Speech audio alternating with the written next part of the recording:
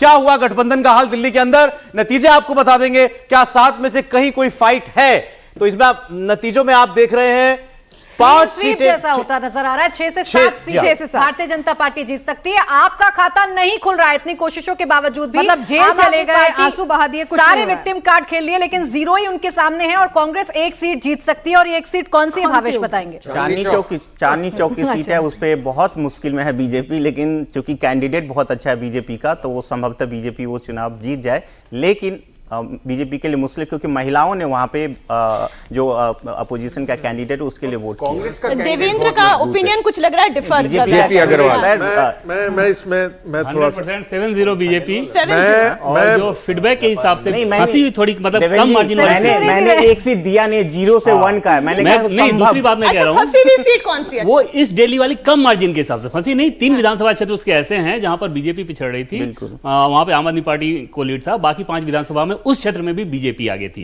इसके अलावा एक माहौल बहुत बनाया गया वोटिंग के बाद नॉर्थ ईस्ट दिल्ली को लेके, लेकिन जब नतीजे आएंगे तो उसमें आपको बहुत बड़ा मार्जिन नजर आएगा। नहीं, मैं एक चीज जोड़ देना चाहता हूं। दिल्ली के अंदर मैं जो मुझे जानकारी है, राष्ट्रीय स्वयंसेवक संघ ने 1,20,000 छोटी छोटी मीटिंगें की। फिर दोहरा रहा हूं, 1,20,000 15 के ग्रुप बनाए गए थे। 15 के ग्रुप में से पांच लोगों को उसमें जिम्मेदारी दी गई थी, 2 लोगों का 2 लोगों को बूथ तक ले जाने की जिम्मेदारी दी गई थी।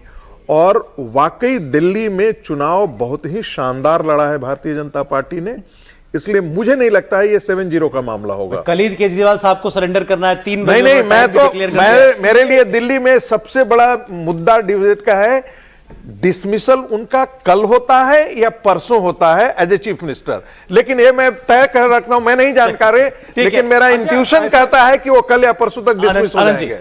मैं ये जानना चाहता हूं कि कहीं ऐसा तो नहीं है कि जेपी अग्रवाल जी दिल्ली के दिग्विजय सिंह हैं, कि मीडिया में बड़े मजबूत कैंडिडेट दिखाई। जेपी ने आखिरी चुनाव कब जीता था? बहुत पुराने नेता हैं सर, मतलब बहुत पुराने। उसके साथ तो नरेंद्र नाथ भी चल रहे थे, शाहदरा वाले जो विधायक होते थे। तो मैं यही देख रहा हूं भाई, ये लोग अब हो गए, दग गए ये लोग।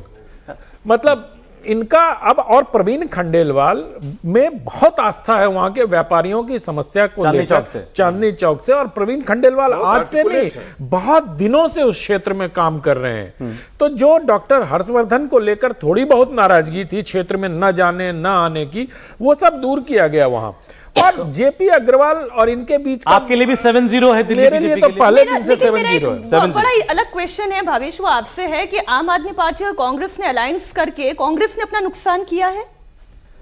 नहीं, मुझे लगता आम आदमी पार्टी ने ज्यादा नुकसान अपना किया, क्योंकि उनका जो एक नेशनल पर्सपेक्टिव हो सकता कुछ सालों के बाद, वो उन्होंने खत्म कर लिया एक तरह से।